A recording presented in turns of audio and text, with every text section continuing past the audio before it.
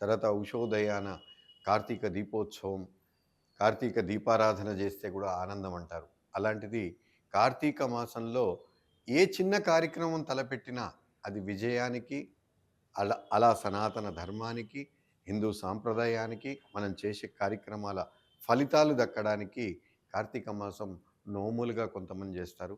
మన అయ్యప్ప విషయానికొచ్చేస్తే ఎప్పుడు కార్తీకమా? ఎప్పుడు కార్తీక మాసం వస్తుందా?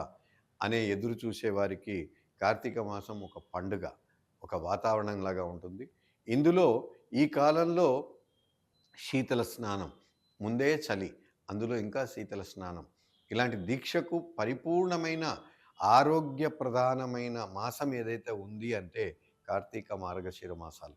అందుకని ఈ 2 మాసాల్లో అయ్యప్ప దీక్షకు చేసిన వాళ్ళకి అనుభవం అవుతుంది. ఎంత మనం చెప్పినా ఎవరైతే ఈ దీక్షలో నిమగ్నమై ఆనందాన్ని పొందారో, ఈ మాసం యొక్క ప్రాముఖ్యత ఎటు చూసినా, ఏ దేవాలయంకెళ్ళినా మన కోసం కాకపోయినా ఎటు చేసినా కార్తీక మాసంలో ఇందాక మీరన్నట్టు